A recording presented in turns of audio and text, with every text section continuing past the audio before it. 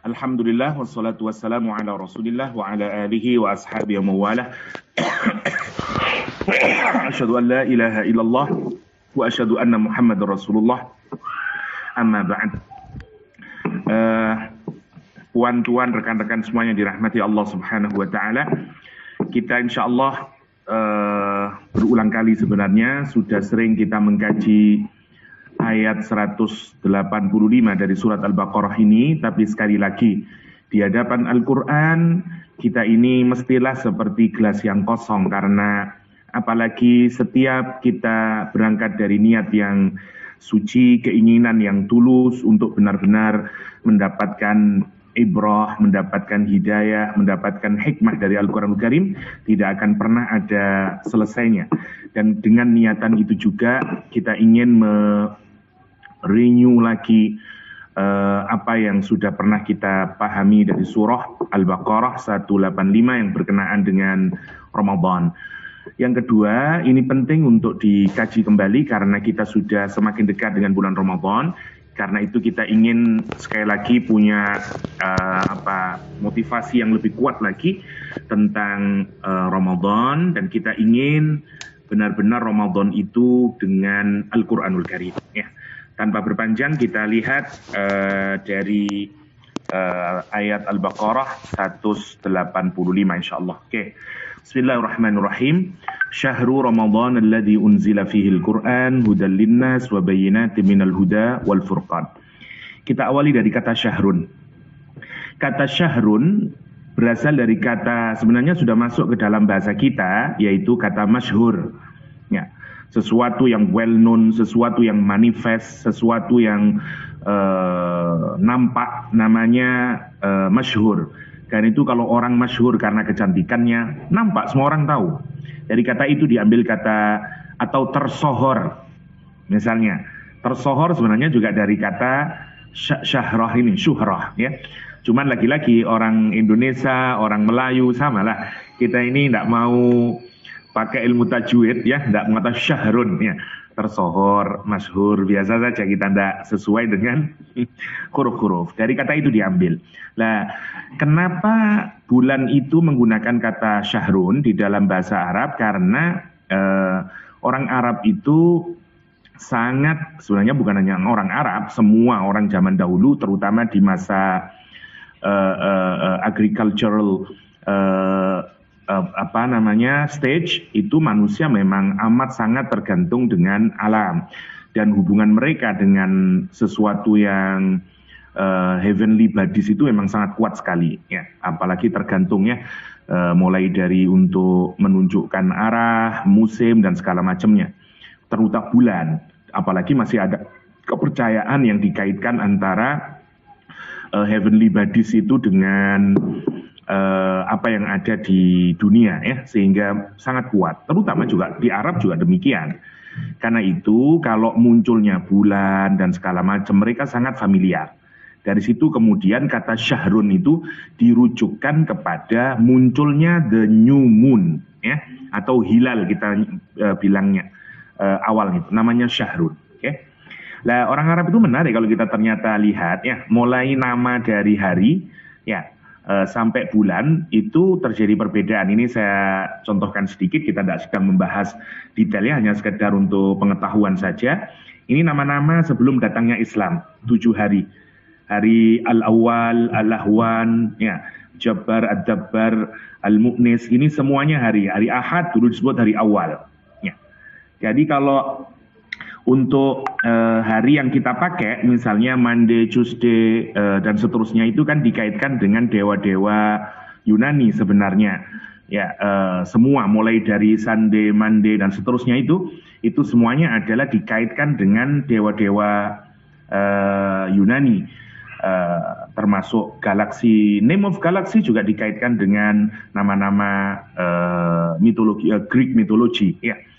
Karena itu ada Milky Way dulu, karena si ratu dulu tiba-tiba punya anak di sampingnya, dan dia kaget anaknya siapa, itu dilempar ke bumi, dan itu jadi Milky Way, misalnya galaksi, itu Greek mythology, ya. Oke, ini nama-nama untuk hari dahulu, kemudian diganti di Islam, kemudian jadi Al-Ahad, Itsnin, Tsulatsa, dan seterusnya itu. Untuk bulan, awalnya dulu namanya yang di sini. Ya, misalnya Muharram disebut Mu'tamir, Najir, Khawwan, Wabson, itu dulu orang Arab jahiliyah. Kemudian di masa Islam kita mengenal ini Muharram, Safar, dan cara penamaannya itu disesuaikan dengan keadaan alam sebenarnya dan keadaan masyarakat Arab saat itu. Ya, misalnya Safar artinya kosong, empty, karena juga dikaitkan ke saat daun-daun berguguran, ya Rabiul Awal, first spring, dan seterusnya lah, sampai kemudian ada Sya'ban, ada Ramadan, yang artinya nanti extremely heat, ya, atau Ramadan. Oke, kita balik lagi sekarang itu kata syahrun, Selanjutnya kata Ramadan, sebelum kita lihat ke konteksnya. Oke, kata Ramadan itu berasal dari kata romdo, ya, berasal dari kata romdo yang artinya hararah atau panas. Dari kata romdo artinya panas. Yang menarik, kata ini kemudian dibentuk intensif dengan tambahan an menjadi Ramadan. Nah, tentu saja maknanya menjadi amat sangat panas. Yang menarik untuk kita pikirkan, kalau orang Arab ngomong amat sangat panas, tentu saja mungkin double dari orang GL bilang panas kan gitu, karena four season mereka dan tentu amat sangat panas. Maka Ramadan itu adalah bulan yang amat sangat panas. Ya. Jadi summer yang berada pada puncaknya, begitu amat sangat panas disebut dengan Ramadan. Nah, yang menarik, tidak semua bulan ada di dalam Al-Quranul Karim. Rajab tidak disebut. Nah, yang harus kita perhatikan pertama kali sekarang adalah kalau Allah itu menyebut nama sesuatu, mesti ada hikmah di baliknya. Misalnya tidak semua hari disebut di dalam Al-Quranul Karim. Ya, Sabat disebut misalnya. Menarik, As-Sulasa tidak ada dalam Al-Quranul Karim. Al-Arbi'a, Rabu tidak ada dalam Al-Quranul Karim misalnya.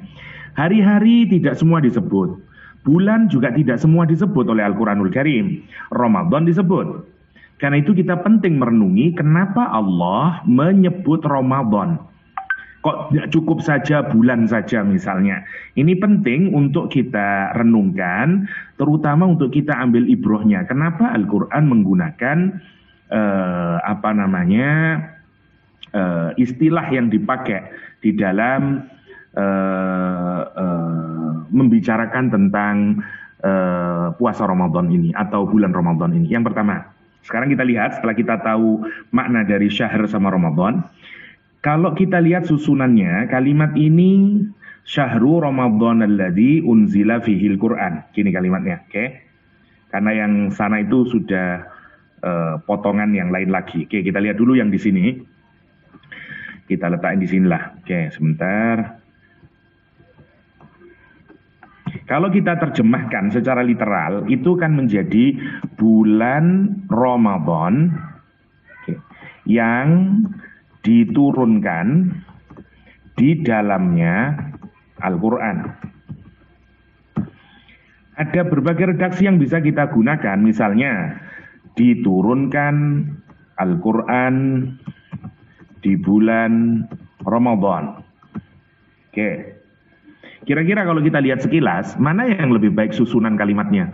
Bulan Ramadan yang diturunkan di dalamnya Al-Quran. Diturunkan Al-Quran di bulan Ramadan. Mana yang lebih precise, lebih singkat, lebih memudahkan untuk memahami? Tentu kalimat yang kedua. Misalnya kan sebenarnya bisa dipakai misalnya unzila Al-Quran fi syahri Ramadan. Unzila Al-Quran fi syahri Ramadan. Clear, tidak menimbulkan kerumitan seperti model kalimat ini. Bulan Ramadan yang diturunkan di dalamnya Al-Quran. Kenapa Allah membuat kalimat yang a bit complicated kalau kita pikirkan itu? Kenapa kok diawali dengan, kita ini kalau bahasa standar, kan mestinya subjek, baru verb, baru objek, baru kalau kita mau ngasih komplement, ya sila di belakangnya. Misalnya saya pergi ke Malaysia bulan lalu. Nah, misalnya, mestilah di bulan Ramadan misalnya. Tidak mungkin bulan Ramadan saya dahulukan. Di bulan Ramadan saya pergi ke Malaysia. Tidak normal karena kita mestinya meletakkan di belakang. Nah, pola yang kayak begini ini mestinya memantik kita untuk berpikir. Kenapa Allah mengawali dengan bulan Ramadan? Salah satu ibrohnya adalah karena memang yang mau ditekankan adalah bulan Ramadan itu sendiri. Nah, yang mau ditekankan adalah bulan Ramadannya. Jadi kalimat ini sebenarnya ingin menjelaskan bulan Ramadan itu sendiri. Yang pertama, kalau kalimat yang kedua kita pilih, misalnya diturunkan Al-Quran di bulan Ramadan, maka tekanannya apa? Turunnya Al-Quran. Jadi empasisnya itu, penguatannya adalah diturunkannya Al-Quran untuk kalimat yang kedua.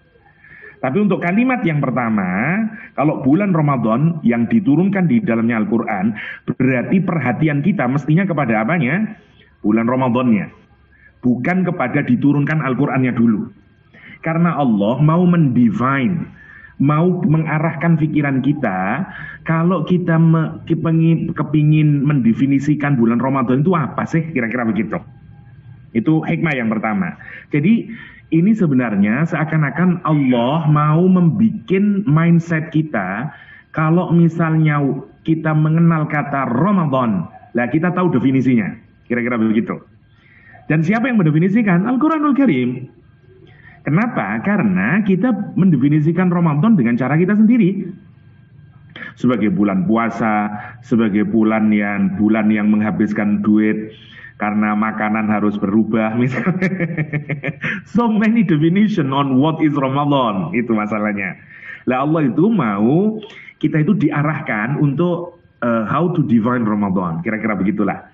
Karena itu kalimatnya Syahrul Ramadan dikedepankan. Itu yang pertama.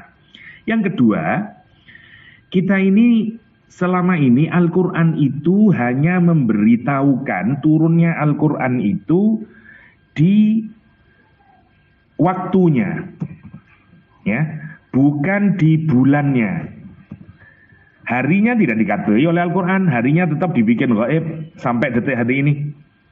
Ya, waktu dikasih tahu oleh Al-Quran. Misalnya kita lihat di surah Ad-Dukhan. Surah Ad-Dukhan ayat kedua kalau saya tidak keliru ya. Inna anzalnahu fi lailatin mubarakah. Inna kunna munzirin. Ya, Quran menyebut bahwa Al-Quran itu diturunkan di Lailatul Mubarakah. Oke. Meskipun terjadi perbedaan di kalangan tafsir, ada yang menyatakan ini nisfu Sa'ban, ya. Sebagian ulama menyatakan ini adalah malam turunnya Al-Quranul Karim yang disebut dengan Lailatul Mubarakah. Misalnya lagi di surat Al-Qadar, Allah ngasih tahu waktu turunnya Al-Quran, yaitu Lailatul Qadar, istilahnya Lailatul Qadar. Questionnya adalah di mana Lailatul Mubarakahnya itu dan di mana Lailatul Qadarnya itu. Lah, surah Al-Qadar dan surah Ad-Dukhan itu dijawab di Al-Baqarah 185. Yaitu Lailatul Mubarakahnya itu, Lailatul Qadarnya itu ada di dalam Syahrul Ramadan. Karena Syahrul Ramadan unzila fihil Quran. Makanya tafsir Quran bil Quran akibatnya adalah berarti malam turunnya Al-Quran itu yang disebut Al-Quran dengan Lailatul Qadar, yang disebut Al-Quran dengan Lailatul Mubarakah terjadi di bulan Ramadan. Nah, itu poinnya. Nah, sekarang Allah semakin membukakan karena memang dibikin sembunyi Lailatul Qadar itu awal turunnya Al-Quranul Karim, ya, karena itu misalnya tidak cukup waktu kita punya, misalnya dikasih waktunya kapan, apa malam awal, malam tengah, malam terakhir, sepertiga malam terakhir, we don't know, ya. Tapi yang jelas kita lihat sekarang Allah ngasih tahu bulannya Syahrul Ramadan. Itu maknanya kenapa susunannya dimulai dari Syahrul Ramadan. Oke, itu yang pertama. Sekarang kita yang kedua. Ramadan artinya tadi adalah sesuatu yang sangat panas. Ya, bulan yang sangat panas karena masanya sangat panas. Ini kalau kita pikirkan, Allah itu menurunkan Al-Quran tentu dengan tujuan bilhaq ya, dengan tujuan yang tepat dan seterusnya. Oke. Kalau kita pikirkan jarak antara Nabi Isa ke Nabi Muhammad itu ratusan tahun ya. Kalau saya tidak keliru 600 tahun, kalau saya tidak keliru, correct me if I'm wrong. Oke. 600 tahun lamanya, distance-nya. Jadi dunia saat itu, our world saat itu tidak memiliki, kita tidak memiliki divine guidance, katakanlah. Ada Taurat, ada Injil, ya, tapi has been corrupted. Oke.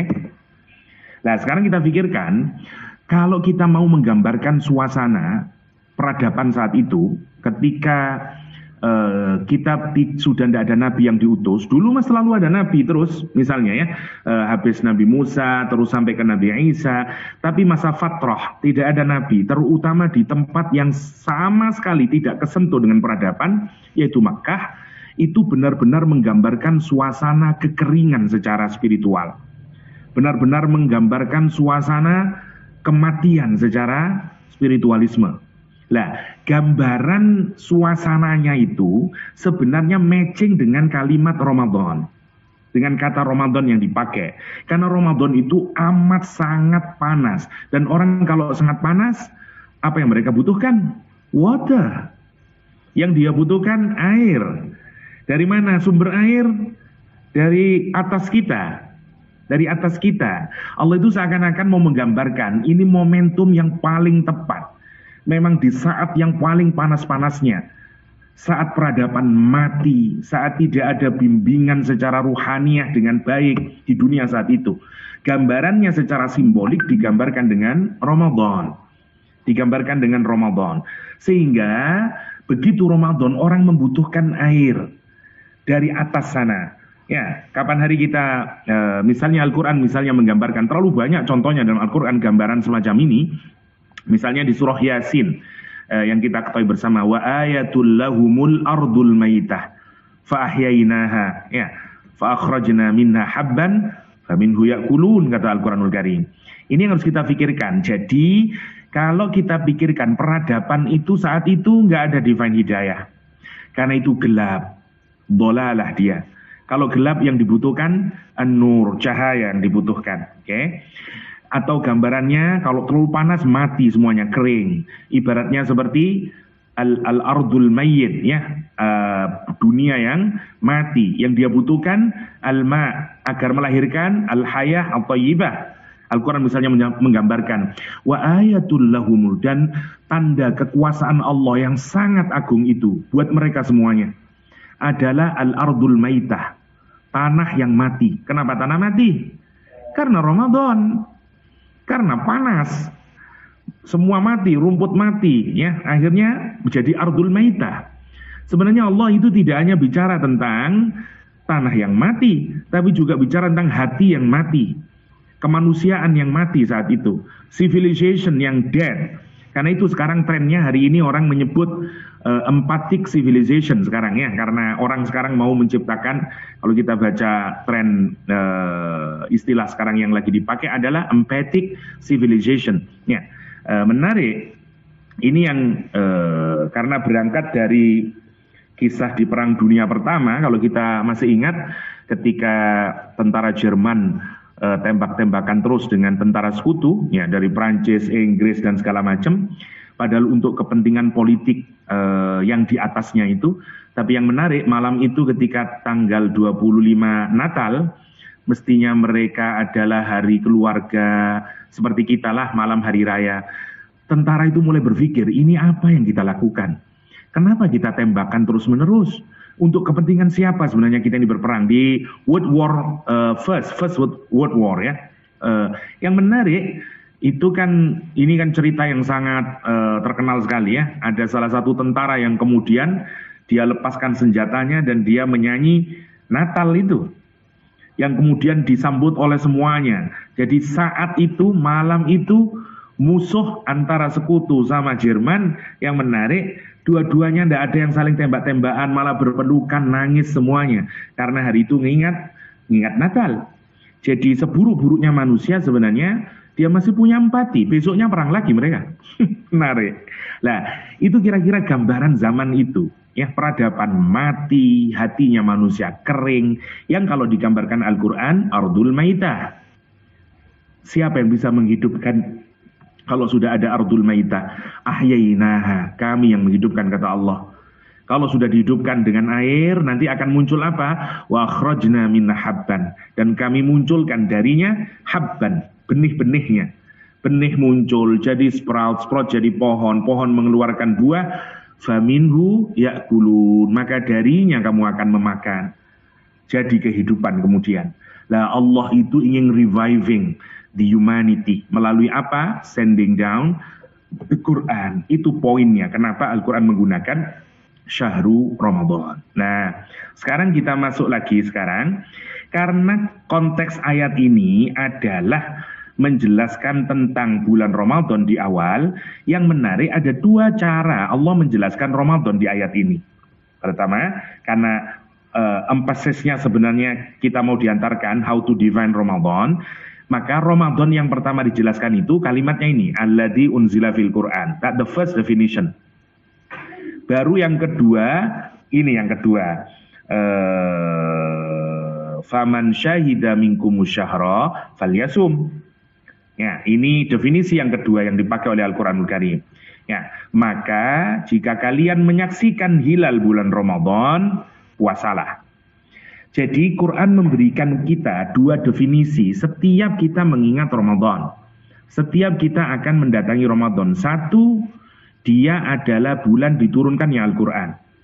Yang kedua, dia adalah bulan kita diminta untuk berpuasa. Nah, jadi puasa itu kalau kita lihat sekuennya itu justru diletakin kedua. Cara Allah mengenalkan terhadap bulan Ramadan itu diletakin ke yang kedua, ya. Sebagaimana yang saya tulis di sini. Jadi cara Al-Quran mengenalkan bulan Ramadan itu justru yang pertama adalah sebagai Syahrul Quran dulu. Baru setelah itu Syahrul Syiyam. Ya. Jadi itu yang harus ada di kepala kita.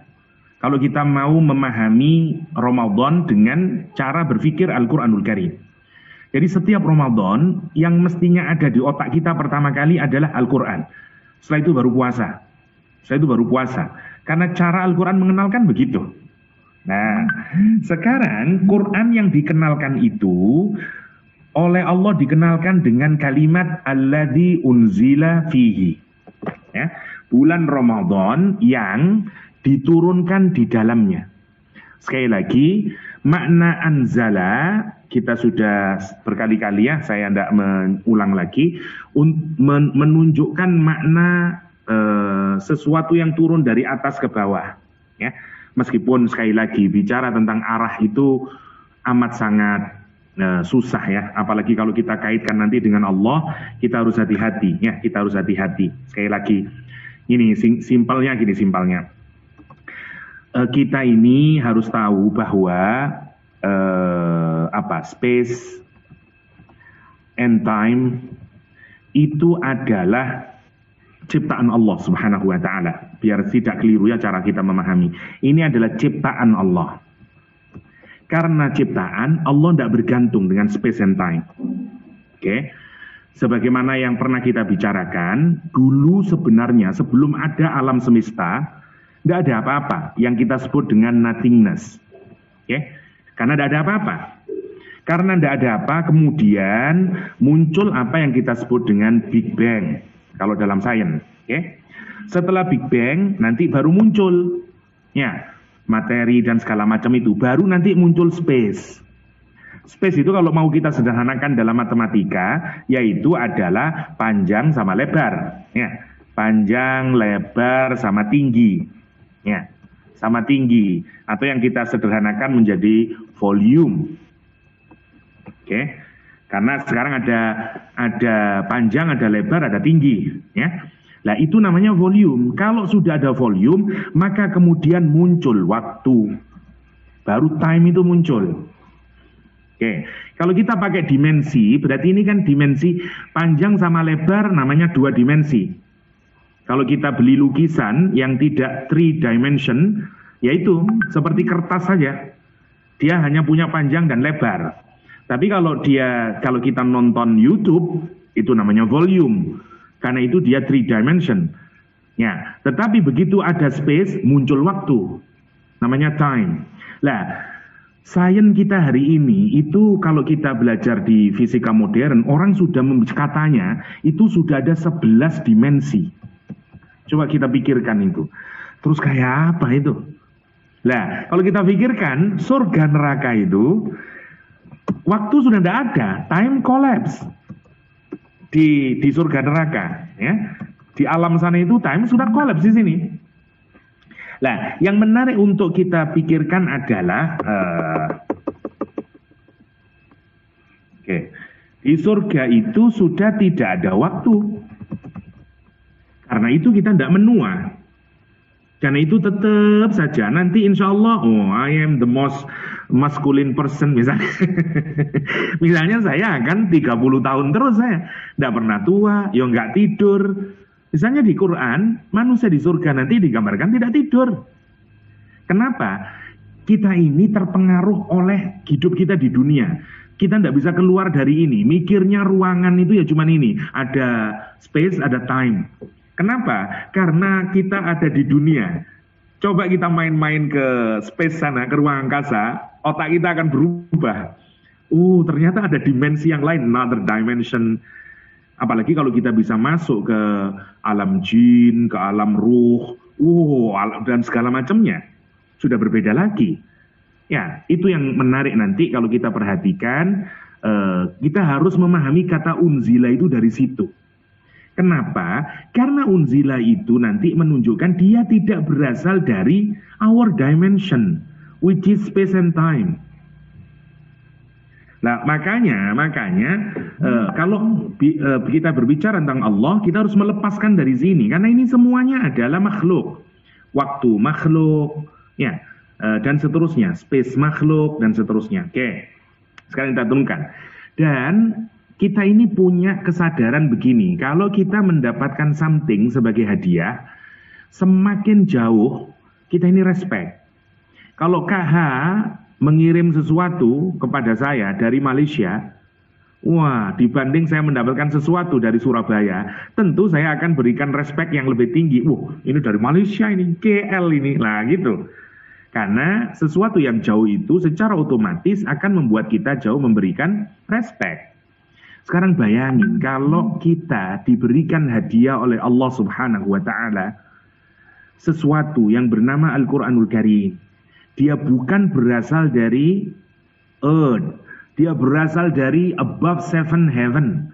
Bayangkan itu, dari Lauh Mahfud.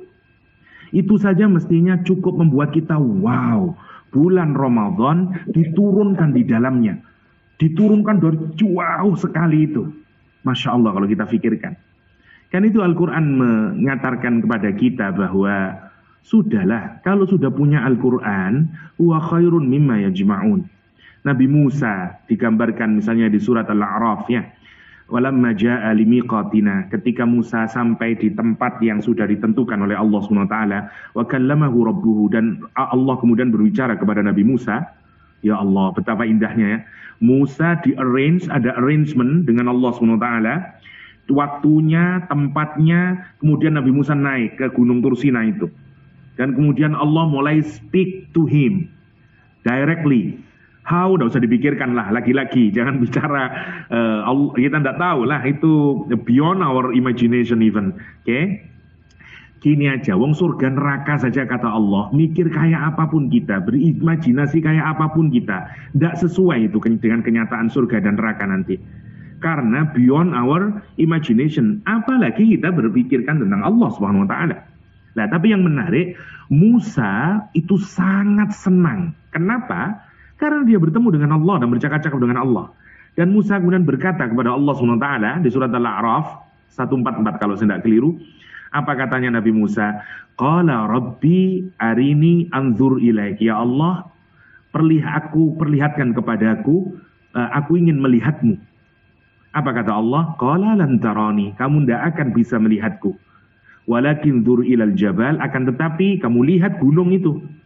Ya, Fa in istaqarra makanahu, kalau misalnya gunung itu tetap ada di tempatnya, ya, maka saufa tarani, kamu mungkin akan bisa melihatku.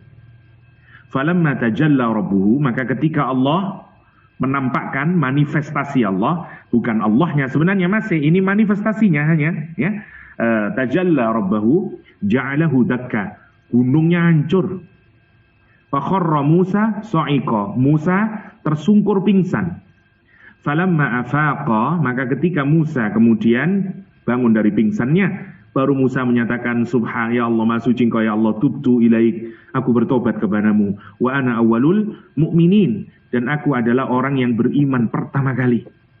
Untuk nunjukin I'm cross the limit. Ya, ini wajar lah, kenikmatan spiritual dan seterusnya. Terus Allah mengingatkan Nabi Musa alaihissalam. Perhatikan ayat ini, apa kata Allah? Qala, kata Allah berkata kepada Nabi Musa, inni stofaituka birisalati wa bikalami. Sesungguhnya aku memilihmu, ngalahin semuanya yang ada di dunia itu. Kamu yang saya pilih disebabkan dua hal, karena risalah dan karena kalamullah. Fakhud ma'ataituk, cukup ambil itu saja sudah. Ambil kalamullah itu yang aku berikan kepadamu. Wa kum minasyakirin, dan be thankful, bersyukurlah. Nah sekarang kita ini mestinya begitu ketika mendengar kalimat alladzi unzila ilaik, alladzi unzila fi. Allah nurunin Al-Quranul Karim kepada kita manusia dari above seven heaven. Terus kita mau minta yang lain lagi, padahal yang ini saja kita tidak syukuri dengan baik. Mari kita renungkan itu. Khud ma'ataituk, Allah memilih kita bukan karena ketampanan, kecantikan, harta yang kita miliki, pangkat yang kita miliki. No, birisalati wa bikalami, karena Al-Quranul Karim. Khud ma'ataituk, ambil itu apa yang diberikan kepadamu. Pada konteks kita Al-Quranul Karim. Wa kum minasyakirin, and rejoice, be happy dengan itu. Nah Allah ngenalin itu. Jadi Ramadan itu bulan kamu dapat hadiah dari Allah berupa Al-Quranul Karim. Show your happiness, your joy. Senanglah dengan itu, karena kita mendapatkan Al-Quranul Karim. Mendapatkan Al-Quranul Karim, itu kesannya.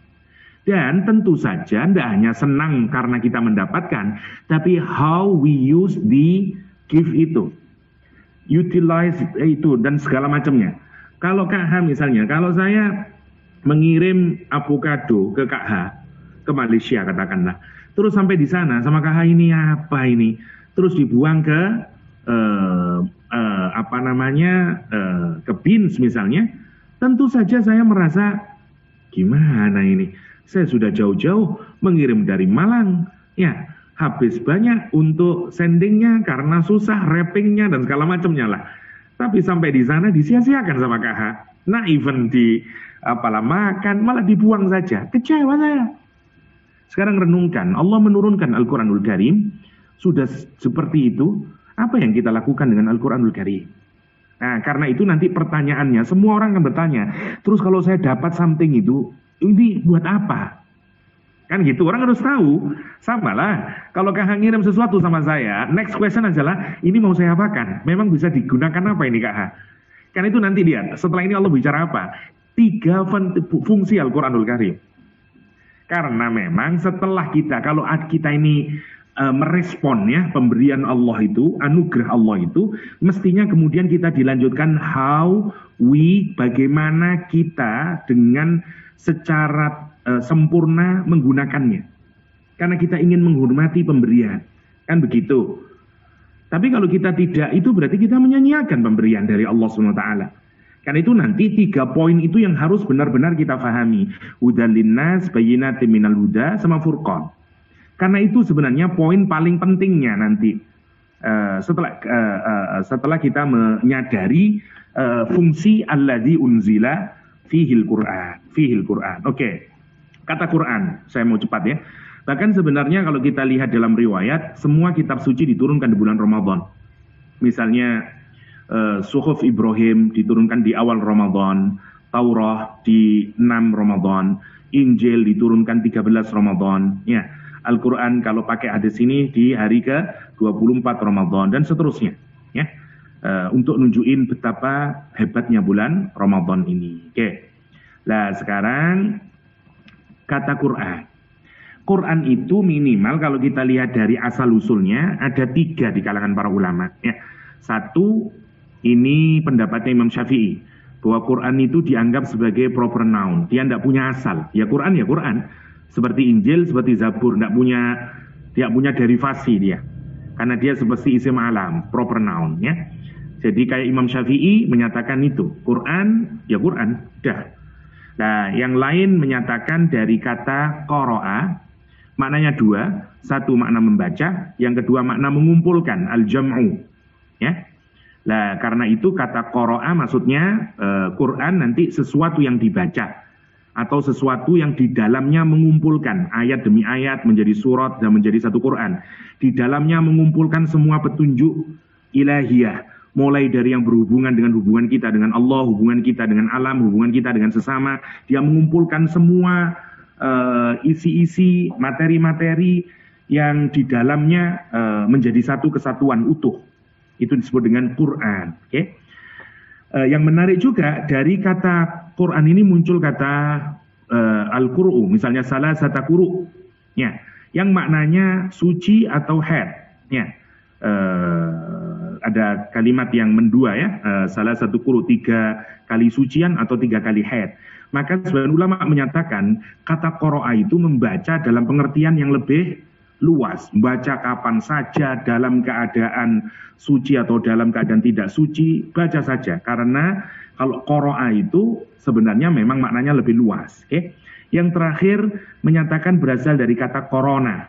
Nah, tapi bukan coronavirus ya, corona. Dari sini muncul kata korin, ya, close friend, ya, to join, to associate, ya, dan seterusnya. Nah, makna ini semuanya, kemudian kata Quran itu dibentuk juga intensif dari kata qiraatan, qara'a yaqra'u qiraatan, wa Quran, terus dikasih an belakangnya menjadi Quran. Sehingga maknanya menjadi abundant recital. Dari maknanya saja kita sudah dapat poin 1. Harus diapain berarti Quran? Baca. Berapa banyak? Sebanyak-banyaknya. Kapan? At any time. Kumpulkan itu.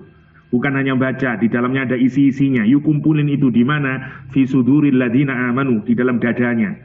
Dari maknanya ketika Al-Quran murkan, oh ini berarti something to be recited, something to be read, kan gitu. Karena itu kemudian unzila fihil Quran. Nah, tugas pertama yang harus kita pikirkan sekarang menjelang Ramadan. Berapa kali kita baca Al-Quran? Berapa banyak kita baca Al-Quran? Ya, adakah kita punya waktu khusus untuk menikmati Al-Quranul Karim? Karena namanya saja Al-Quran. Kalau namanya makanan, ya makan. Kalau namanya minuman, ya diminum. Namanya Quran. Namanya sesuatu yang harus dibaca. Dan kita tidak membacanya. Come on, itu mikirnya. Menarik Quran itu. Jadi karena itu Allah menyatakan unzila fihil Quran. Oke, sekarang kita masuk ke yang kedua. Poin kedua yang harus masuk di dalam otak kita, hudan linnas. Saya ngingatin kembali rumus yang dulu pernah kita kaji, tapi insya Allah saya suudzon sudah lupa, terutama Kak H, pasti lupa udah. Rumusnya adalah at-tankir fil Quran ya'ti lit-ta'dim awit tahkir spesiakil ayah. Isim nakiroh, kata benda yang tidak tertentu, ya, seperti hudan, depannya tidak ada al, depannya tidak ada al, terus ditambahi tanwin di belakang, bunyi an, in atau un, namanya bentuk nakiroh, at-tankir. Di dalam Al-Quran datang dengan 2 tujuan, fungsinya 2. Satu, litakdim, untuk pengagungan. Yang kedua, litahkir, untuk pengkerdilan. Jadi bisa diagungkan, bisa menjadi dikerdilkan, dikecilkan maknanya. Kalau kita menggunakan nakiro. Bagaimana menentukannya? Tergantung lihat konteksnya. Kita ambil contoh satu. Misalnya di surah Al-Baqarah, Allah Subhanahu wa taala menyatakan walakum fil qisasi hayatun ya ulil albab la'allakum tattaqun. La'allakum tattaqun. Sebentar.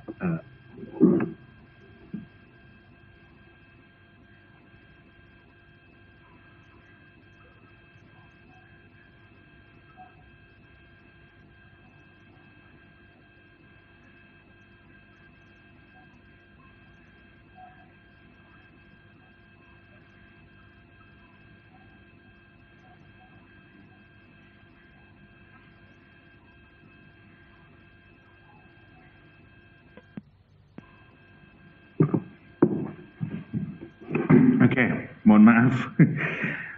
Misalnya walakum fil qisas, dan bagi kalian fil qisas, ya, di dalam hukum kisos itu hayatun. Hayatun itu nakirahnya. Kehidupan, ya ulil albab la'allakum tattaqun. Wahai ulul albab, agar kalian semuanya bertakwa. Oke. Jadi di dalam kisos itu buat kalian ada kehidupan yang amat sangat agung. Maksudnya, kisos ini berkenaan dengan aturan hukum. Kalau ada orang membunuh, kita biarkan. Yang terjadi adalah bukan saja menyakiti ahli waris atau keluarga yang orangnya dibunuh, tapi nanti akan merusak semua sisi kehidupan. Karena rusak nanti, tidak akan ada lagi hayat. Tidak akan ada hayat.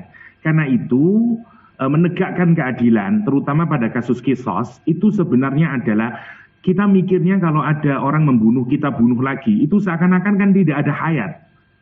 Waduh, bunuh lagi, berarti makin pembunuhan. Tapi hakikatnya kalau kamu mau berpikir, ya, maksudnya, di dalam kisos itu sesungguhnya terdapat kehidupan yang sangat agung. Justru itulah kalau kita mau menciptakan kehidupan yang benar-benar hidup. Karena kalau kamu tidak menciptakan itu, tidak ada kehidupan. Karena yang ada adalah siapa yang kuat yang akan mengalahkan yang lemah, dan seterusnya dan seterusnya. Justru the real life itu start dari mana? Enforcement of law, law enforcement, itu maksudnya. Sehingga menarik kalau kita renungkan, iya ya, kalau tidak ada aturan, kalau yang kuat yang bisa menang, bisa kita sebut itu sebagai sebuah real life. Tidak ada.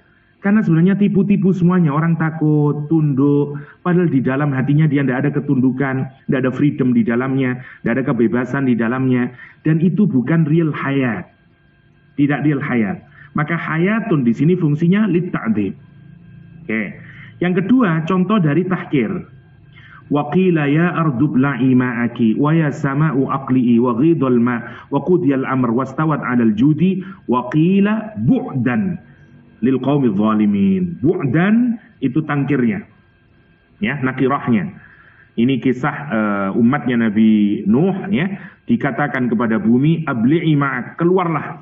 Air yang dari bumi suruh keluar, air yang dari langit suruh turun. Masya Allah, ya.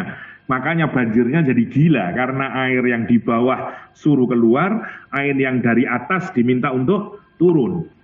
Nah, akhirnya penuh airnya. Maka kemudian perahunya Nabi Ibrahim itu terus berhenti, wastawat alal judi, di gunung judi, wakilan, dan dikatakan bu'dan lil qaumidz zalimin. Binasalah kamu, hancur sekerdil-kerdirnya, sekecil-kecilnya. Ya, hancur, binasa kamu. Ini bu'dan bukan untuk litakdim, tapi litahkir. Fungsinya sejauh-jauhnya, hancur sehancur-hancurnya, sampai paling kecil. Namanya bu'dan. Itu dari mana kita dapat makna? Dari bentuk nakirah. Ini penting sebagai kaidah untuk kita kalau berjumpa dengan isim nakirah yang tangkir, otak kita langsung berpikir ke sana. Ini takdim atau tahkir. Jadi mulai sekarang dibiasakan itu kalau ketemu isim nakirah, ini tangkir, takdim atau tahkir. Begitu cara berpikirnya. Sekarang Allah menyatakan hudan linnas. Hudan linnas. Nah, sekarang kita pikirkan. Tadi, kalau keadaan sangat panas, misalnya KL 40 degree Celsius misalnya. Wah, banyak yang nawarkan minuman. Ada es cendol misalnya, ya. Ada Sprite, wah. Ada TO without apa biasanya orang Malaysia. Saya selalu tidak hafal itu without es atau apalah, ya, dan seterusnya lah misalnya, ya, segala macam minuman. Pertanyaannya adalah mana yang benar-benar bisa menghilangkan haus, mana yang benar-benar the real drink, itu maksudnya. Nah, Allah itu ngeklaim, Quran itu ngeklaim di masa ketika bumi itu membutuhkan, bumi gelap gulita butuh cahaya, bumi kering korontang butuh air, maka ada sekian banyak tawaran. Orang menawarkan filsafat, orang menawarkan agama bentuk ini, orang menawarkan akidah ini dan segala macamnya. Dan Quran menyatakan semuanya itu bukan petunjuk.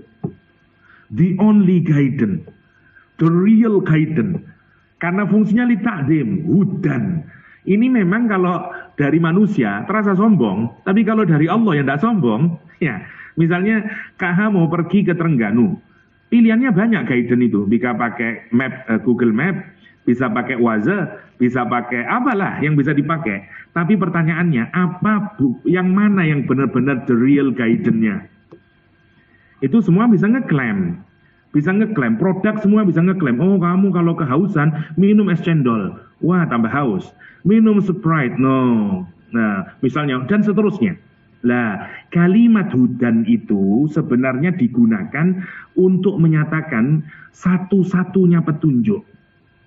The only, the ultimate guidance, the only guidance. Karena yang lain hakikatnya dia bukan guidance.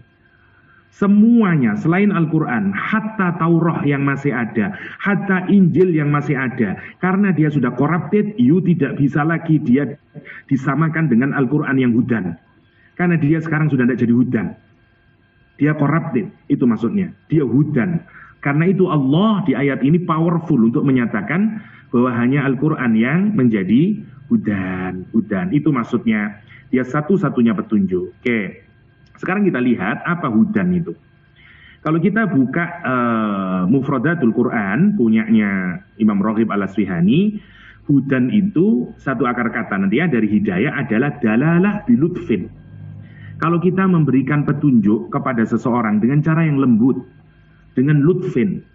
Jadi Masya Allah ya, kita renungkan sekarang ya. Allah pertama renungkan, menurunkan dari above seven heaven. Which is mestinya kita harus appreciate dan respect dengan itu. Yang pertama. Yang kedua, diberikannya itu adalah huda, hidayah. Petunjuk yang diberikan dengan lembut. Seperti orang tua yang menyayangi anaknya dan memberikan petunjuk dengan cinta. Dalalah bilutfin. Ngasih petunjuk, ngasih guidance dengan affection, bilutfin. Ini menarik ya. Menarik. Karena itu yang harus kita renungkan. Masya Allah, ini hidayah diberikan dengan cara yang lembut, tidak dipaksa. Kadang-kadang orang tua nasihati kita dengan cara yang tidak lembut. Nurut sama saya, pokoknya kamu ke kanan. Oh, misalnya, sebenarnya itu bukan hudan. Karena hudan itu harus bilutfin. Dengan bilutfin, Masya Allah. Ya, Masya Allah. Kalau kita renungkan. Pertanyaannya kemudian, Ustadz, bagaimana bisa lembut? Karena Quran itu menyatakan, wayahdihi ila adzabis sa'ir. Dan kami tunjukkan dia menuju azab neraka sa'ir. Loh, ini kan berarti tidak lembut misalnya. Wabasyirhum bi'adzabin alim. Ya. Sebenarnya ini digunakan untuk apa? Ini untuk cercaan sebenarnya, untuk menguatkan cercaan, bukan dalam pengertian hidayah yang sesungguhnya. Ya. Hidayah itu ada 4. Kalau kita ngikutin Imam Raghib Al-Asfihani, yang pertama adalah al-hidayah allati amma ya bijinsiha. Ini misalnya orang yang dari otak kita ya, kecerdasan kita tahu mana dan seterusnya. Nggak usah lah, ini terlalu panjang ini. Nanti ada taufik, ada terlalu lebar. Nanti tidak selesai, terlalu malam. Saya skip saja itu. Yang penting adalah hidayah adalah propertinya Allah Subhanahu wa taala. Nanti biar agak cepat saja. Oke, saya mau nanti kalau misalnya mau didetailkan saya detailkan, tapi untuk sementara biar kita nyelesain dulu. Ini satu ayat nanti tidak selesai jadinya.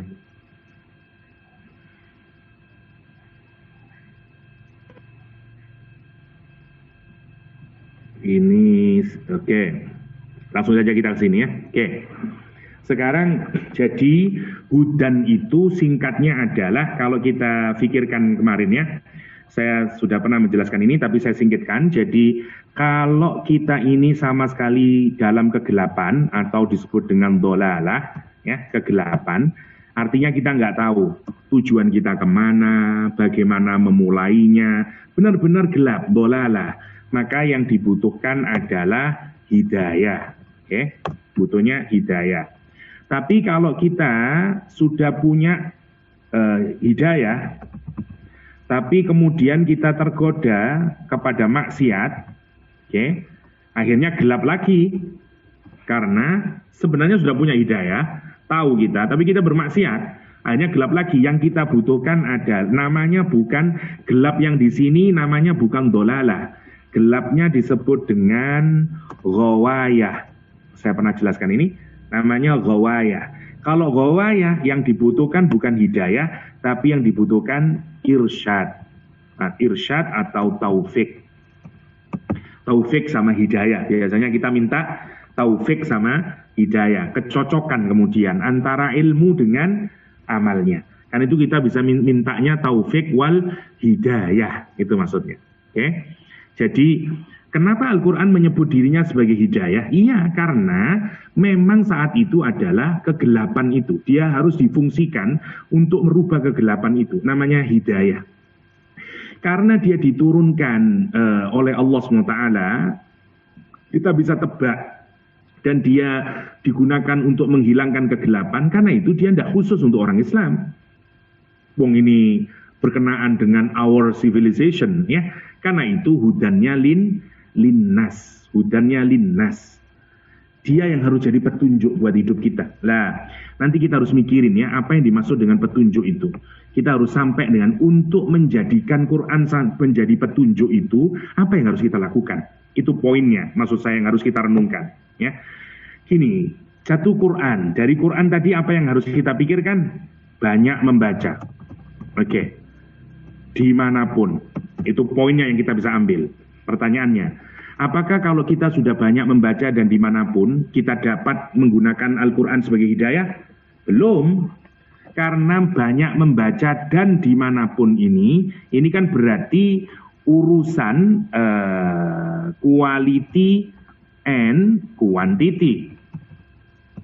Yang harus kita lakukan. Jadi tingkat pertama yang harus kita lakukan dengan Quran adalah banyak membaca dan dimanapun. Quality and quantity. Pertanyaannya, kalau kita sudah membaca, apakah kita Quran sudah bisa menjadi hidayah? Belum. Karena paling puncaknya nanti, kalau kita sudah banyak membaca, quality and quantity, kita punya knowledge. Kita punya ilmu. Tetapi punya ilmu itu tidak garanti ilmu itu bisa menjadi hidayah. Kapan ilmu jadi hidayah? Kalau kita amalkan. Kalau sudah diamalkan, baru dia jadi hidayah. Poin ini yang harus kita pikirkan sekarang ketika kita mau memasuki bulan Ramadan. Pertanyaan kita ini harus kita alamatkan ke diri kita masing-masing. Kalau Allah menyatakan Quran itu sebagai hudan linnas, pertanyaannya adalah, saya berada di mana posisi saya sekarang? Jangan-jangan sampai detik hari ini, saya tidak benar-benar memperlakukan Al-Quran sebagai hudan. Karena yang saya lakukan masih di sini terus. Banyak membaca terus. Setiap Ramadan banyak membaca saja. Misalnya, alhamdulillah saya khatam 20 kali Ustaz setiap Ramadan. Good, saya tidak menyalahkan. Cuman masalahnya, kita belum sampai di hudan linnas. Itu masalahnya. Jadi, lakukan membaca dimanapun, sampai kemudian kita memahaminya, belajar tafsirnya, belajar tadaburnya, sehingga dia menjadi ilmu. Kalau sudah ilmu, put it in the practice. Jalankan itu. Kalau sudah dijalankan, baru kita menggunakannya sebagai hidayah. Itu poinnya. Itu poinnya. Jadi, maunya Allah dengan menyatakan hudal linnas itu, maunya gunakan Ramadan itu untuk benar-benar menggunakan Al-Quran sebagai hidayah. Maksudnya, kita harus mulai mikir ini, apa yang saya dapatkan dari surat Ali Imran apa ya? Terus, apa yang bisa saya amalkan berkenaan dengan Ali Imran? Misalnya, yang saya dapatkan dari kajian surah Al-Mu'minun, masih ingat ya? Apa ya? Misalnya, waktu kita bicara tentang inheritor of paradise, katakanlah. Itu kan menarik. Saya kasih contoh ya, ini misalnya, bukan saya yang bikin, tapi saya cukup menarik, menurut saya cukup bagus. To-do list-nya. Misalnya ini salah satu cara yang sifatnya lebih implementatif untuk bisa kita juga terapin. Misalnya sebentar.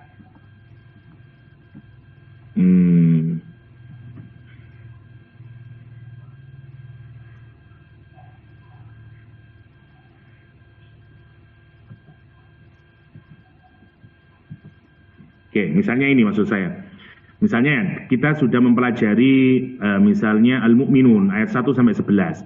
Mestinya kan kemudian kalau kita mau memperlakukan sebagai hidayah, itu kita bikin begini contohnya, misalnya.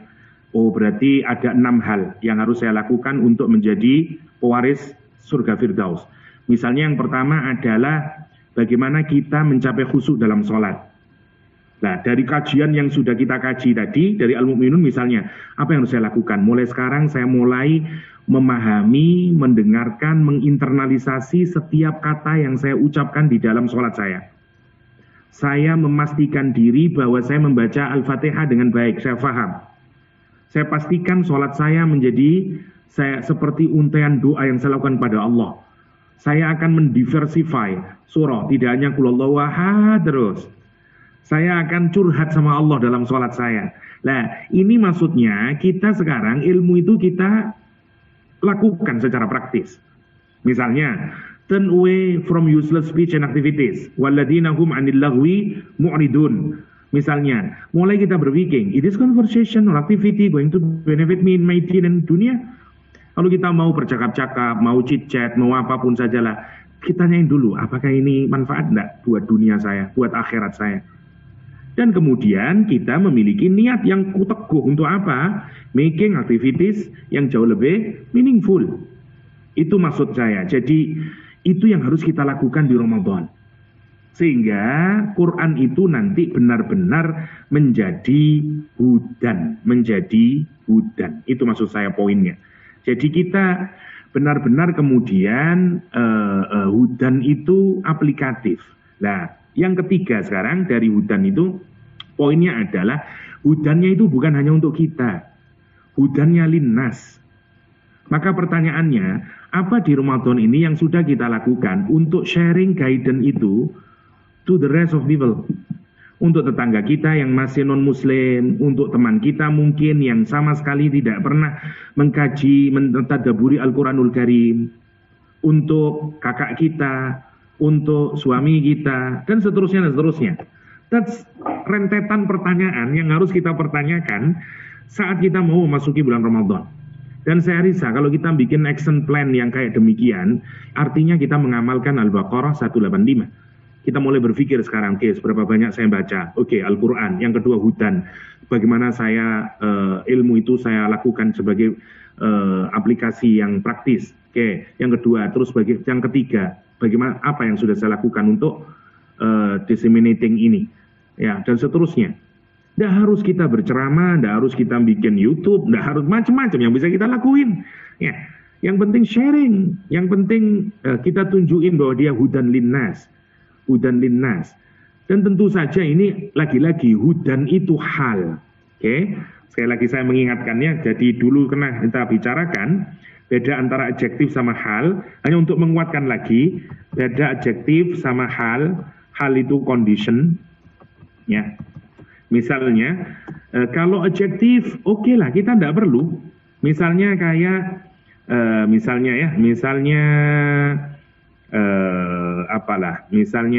Yahya gendut, misalnya. Gendut itu tapi bisa berubah, enggak lah. Tinggi misalnya. Misalnya saya ya tinggi terus, itu karena tinggi itu adjektif, ya, dia adjektif. Maka kapan saja saya tetap tinggi. Tapi kalau saya menyatakan Yahya, apa sekarang? Ngapain saya? Entah singing. Nah, itu namanya hal, condition. Condition itu harus ada keaktifan di dalamnya karena menunjukkan sesuatu yang aktif. Benar, Quran itu hidayah. Tapi kita yang harus digging, kita yang harus implementing, itu maksudnya. Ya, jadi karena itu Allah menggunakan hal. Kita yang harus ada usaha di dalamnya. Benar, Quran itu memang hidayah, tapi kalau kita tidak mempelajarinya, tidak kemudian mengamalkannya, bagaimana Quran jadi hidayah buat dirimu? Kan itu Allah menggunakan hal untuk hidayah. Bukan seperti Al-Quranul Hakim. Hakim sudah ada di dalamnya. Al-Quranul Karim. Karim itu adjektif, sudah ada di dalamnya. Tapi kalau hudan, enggak. Hudan itu hal. Condition, meaning harus ada activity di dalamnya yang harus kita lakukan. Agar kita bisa mendapatkan. Itu poinnya ya, hudan linnas. Sekarang kita yang kedua. Nggak selesai-selesai ini ya. Oke, wa bayyinatin minal huda. Wah, ini juicy lagi ini, menarik ini. Oke, setelah Allah ngeklaim bahwa tidak ada petunjuk, karena semua petunjuk itu fake. Semua petunjuk itu tidak perfect. The ultimate, the most perfect, yang paling terbaik, yang paling sempurna, the only guidance adalah Al-Quranul Karim. Orang kemudian bertanya, buktinya apa? Kan gitu pertanyaannya kemudian. Karena ini kan, ini klaim yang sangat besar sekali dari Al-Quran. Ya, hudan linnas kata Al-Quran. Dan menarik, Quran tidak menunjukkan hudan lil muslimin. Bayangkan ya, ini kalau kita yang membaca, mungkin itu biasa saja. Dia adalah hidayah karena kita beriman. Bayangkan klaim itu didengarin oleh orang Nasrani, oleh orang Yahudi, oleh ateis yang menyatakan, come on, Quran kamu bilang relevan buat saya. Dia menjadi petunjuk terbaik buat kami. Western countries katakanlah, itu kan menarik. Dan siapa ambasadornya untuk menunjukkan itu? Us, as a Muslim. Nah, itu yang harus kita pikirkan setiap Ramadan. Karena klaim Al-Quran dengan menyatakan hudal linnas itu, mestinya kita juga harus menunjukkan, ya, dia yang paling relevan, dia yang paling suitable, dia yang paling appropriate buat kita membuilding our good and civilized and apalah, ya, peradaban yang terbaik dalam kehidupan kita. Nah, untuk itu Allah ngasih bukti. Ini menariknya Al-Quran ya. Jadi kalau Allah itu menunjukkan bahwa ini adalah the only and the best and the ultimate guidance, Allah enggak cuman diam, Allah ngasih bukti. Bukti kalau dia itu the real guidance. Buktinya apa? Lihat, bayinat. Menarik, perhatikan kata bayinat. Bayinat itu plural. Masya Allah. Kalau satu ya proof ya atau evidence, kalau satu bayinatun. Ya, bayinatun. Tapi kalau bayinat berarti many, berbagai bukti. Menariknya, kita tidak dikasih tahu oleh Allah Subhanahu wa Ta'ala. Apa saja ya Allah, buktinya itu apa saja? No, kita tidak diperincikan oleh Allah. Allah menyatakan, misalnya seperti saya ngirim ke KH, ini adalah durian, the real durian. Wah, musangking semuanya, that's bukan durian itu. Ini semua bukan durian. The real durian adalah yang saya kirimkan. Wah, saya mengirimkan dari Malang. KH tentu butuh bukti. Apa buktinya kalau durian yang dikirimkan itu the best? Misalnya, bilang ke saya KH. Tapi saya bilang, tidak ada buktinya KH. Itu kan tidak masuk akal. Nah, Allah ngasih bukti sekarang. Masalahnya adalah buktinya itu diserahkan kepada kita untuk mencarinya. Nah, itu yang menarik. Kenapa? Karena tadi itu hal, we have to dig. Kita yang harus digging, kita yang harus mencarinya. Nah, yang menarik untuk kita pikirkan itu sekarang begini. Ini untuk memudahkan kita apa yang dimaksud dengan bayinat. Gini ya, klaim sama seperti begini. Dulu setiap rasul itu dibekali dengan mukjizat.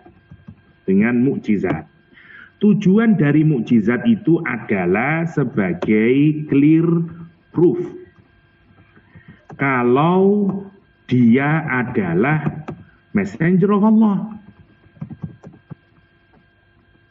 Karena itu tujuan dari mukjizat itu sebenarnya adalah menjadi bukti kalau dia benar-benar seorang rasul. Kan gitu toh, yang membawa risalah dari Allah Subhanahu wa Ta'ala.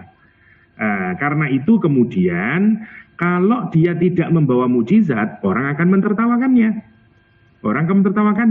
Persis ketika Nabi Muhammad didatangi oleh orang-orang Quraisy yang menyatakan, oke Muhammad, kalau kamu memang benar-benar seorang nabi, gini sajalah, tolong bulan itu kamu split menjadi 2.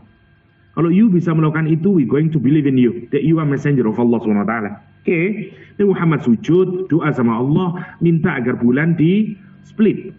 Allah mengirimkan wahyunya dan kemudian menyuruh Nabi Muhammad menunjuk kepada bintang, bulan, dan kemudian bulannya terbelah menjadi 2. Ya, itu yang disebut dengan wan syaqqal qamar misalnya. Itu namanya mukjizat. Lah, yang menarik, Nabi Muhammad itu punya mukjizat yang mata sebagaimana nabi-nabi yang lain, Nabi Musa, ya. Tapi Nabi Muhammad juga punya mukjizat yang menarik, yang nanti disebut dengan bayyinat. Istilahnya bukan mukjizat, tapi bayyinat. Jadi kalau Nabi Musa itu cuman punya mukjizat. Jadi ada Taurat, isinya risalahnya, pesannya, jangan begini, jangan begitu, jangan begini, tidak boleh begitu. Isi Taurat. Orang mempertanyakan, siapa yang nyuruh kamu itu bahwa berzina haram dan segala macam? Insya Allah, saya ini messenger Allah. Apa buktinya? Dikasih mukjizat berupa tongkat dan seterusnya. Nah, untuk Nabi Muhammad yang menarik, Al-Quran itu dijadikan satu. Di dalamnya ada risalahnya, sekaligus ada bayinatnya. Dan dia jadi satu. Itu maksudnya, tidak terpisah lagi. Cuman kita yang harus mencarinya. Allah itu ngasih oke, kalau kamu mau bukti bahwa memang Quran itu benar-benar hidayah, saya sediakan di dalamnya itu bukti yang sangat nyata, bukan satu bahkan. Karena itu saya berani berani ngambil kesimpulan sampai yaumul kiamah akan selalu ada mukjizat-mukjizat yang akan kita dapatkan dari Al-Quranul Karim. Kenapa? Karena Quran menggunakan bentuk plural bayyinatin. Nantilah ada orang lagi menemukan keunikan lagi Al-Quran, menemukan something yang mind blowing dari Al-Quran. Sampai kapan? Sampai yaumul qiyamah, saya yakin itu. Kenapa? Karena Quran menggunakan bentuk plural bayyinatin. Oke. Nah, ini hanya sebagian contoh kecilnya, saya tidak akan membahas semuanya. Ada sekian banyak aspek yang kalau kita pikirkan benar, itu kita akan sampai kepada bayinat itu. Dan Allah itu sengaja menurut saya, kenapa kok tidak dikasih spesifik bayinatnya itu? Karena bayinatnya itu bisa sesuai dengan sebanyak manusianya. Kalau kita orang dokter, maka kecenderungan kita dalam kedokteran akan menyampaikan kita kepada bayinat. Kalau kita psikolog, maka kajian psikologis kita ketika kita mengkaji Al-Quranul Karim akan menyampaikan kita kepada bayinat. Dan kita akan menyatakan, oh ya Allah, benar ya Allah, ini tidak mungkin dari manusia ini pasti dari Allah. Begitu maksudnya. Kalau kita orang matematik, insya Allah pasti kita akan sampai. Kan itu oleh Allah dibikin terbuka, bayinatin. Dan ini beberapa contoh kecil yang saya contohkan. Misalnya ini dari aspek bahasa. Oke. Nanti ada banyak, saya hanya nunjukin kecil saja. Sebagian besar kita sudah tahu hanya untuk memantapkan makna bayinat. Misalnya, contoh satu misalnya. Kata laki-laki dan perempuan dalam Al-Quran sama, 24 kali. Kata setan dengan malaikat sama, 68 kali. Kata dunia sama akhirah munculnya 115 kali. Kata bulan 12 kali. Kata syahroin 30 kali, ya misalnya. Kata hari 365 kali. Kata daratan 13 kali, lautan 32 kali. Yang menarik, approximate ratio of land to water di dunia ini adalah 13 berbanding 32. Nah, pertanyaan saya begini, mungkin kalau saya sekedar membaca begini, kita tidak merasakan itu bayinah. Sekarang saya tanyain. Quran itu turun dalam rentang waktu 23 tahun lamanya. Dan tidak turun dalam bentuk buku. Oke, karena kalau dalam bentuk buku, kita sudah mengira mungkin sudah dihitung lebih dahulu. Nah, Quran itu turun dalam rentang waktu 23 tahun dari Al-Alaq, ya, sampai nanti dari Al-Fatihah sampai An-Nas, itu butuh waktu 23 tahun. Pertanyaan saya, bagaimana Nabi Muhammad bisa menghitung, kalau itu dari Nabi Muhammad, bahwa di seluruh mulai dari periode Mekah sampai Madinah itu kata laki-lakinya sudah ada 24. Karena itu saya harus nambahin perempuan di dalamnya juga 24. Pertanyaan saya, mungkin tidak itu bisa dilakukan? Tidak mungkin. Karena kalau mungkin itu berarti ditulis. Dan yang menarik, yang menghitung ini bukan Nabi Muhammad. Yang menghitung adalah ulama sekarang ini. Orang yang mencari-cari. Dicari ada berapa kata laki-laki, dicari ada berapa kata perempuan dalam Quran. Dan dia menemukan jumlah yang sama. Pattern yang sama. Kalau cuma satu, kita bisa menganggap itu adalah kebetulan. Tapi kalau ada word pattern yang sekian banyak, bahkan jadi satu kitab sendiri, satu buku sendiri, tidak mungkin kecuali orang akan berakhir dengan apa? This is from Allah, nggak mungkin dari manusia. Itu namanya bayyinat. Sehingga kalau sudah ada bayinat, apa harapannya? Tidak ada keraguan sedikit pun di dalam otak kita bahwa Quran adalah hudan. Dan kita tidak mau mencari yang lain lagi untuk guidance dalam hidup kita. Itu poinnya bayinatun minal huda. Karena kita ini tidak ingin punya blind faith. Kita ingin punya yang very well established faith. Yang sangat kokoh, yang firm. Kenapa? Karena berasal dari bayinat. Sekian banyak bukti yang mensupport faith saya, yang mensupport hudan saya. Itu poinnya. Dan seperti tempat yang lain, sudahlah percaya aja. Percayalah, pokoknya mesti baik kalau sama Islam itu. Nah begitu, Allah ngasih tahu bayinatnya.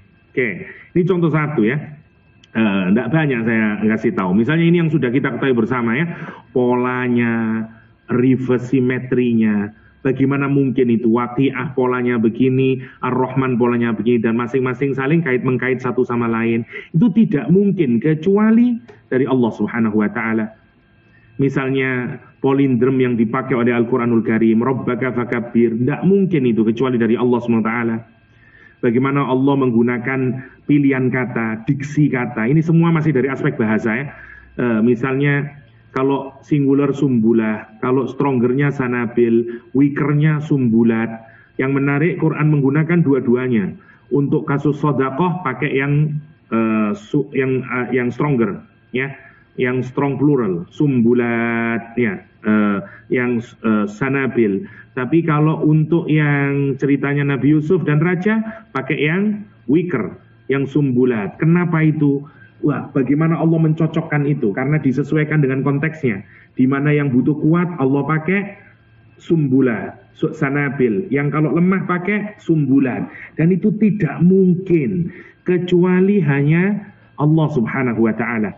Apalagi pilihan ini, kapan menggunakan kata benda, kapan menggunakan kata kerja, ya. Saya tidak menjelasin semuanya. Pola susunannya yang dikenal dengan ring conclusion itu masih satu dari aspek kebahasaan. Selidiki itu pasti akan membuat kita makin subur keyakinan kita dengan Al-Quranul Karim. Dan antarkan anak kita ke sana. Nah, itu mestinya kita ini harus tahu berbagai aspek minimal, tidak harus tahu semuanya. Tapi maksud saya, anak saya senang apa ini? Dekatin dari situ. Insya Allah kita akan mendapatkan bayinat. Misalnya dari matematik. Ada buku yang baik bisa di-download sendiri ya. Judulnya Quran Math Miracle, Undeniable Miraculous Code. Ini bagi yang belum punya, saya kira cukup menarik untuk bacaan di rumah. Untuk nunjukin terutama buat anak-anak kita, this is a good book menurut saya. Ada yang lain dari Sobir Ali, kalau yang suka hitung-hitungan itu juga bagus ya. Oke. Balik lagi ke misalnya ini untuk matematika ya, atau hitung-hitungan dalam Al-Quran. Yang menarik, kata warna di dalam Al-Quran itu dalam bentuk jamak alwan ya, atau colors, itu ternyata muncul di 7 ayat. Yang menarik, warna itu juga ada 7. Menarik ya.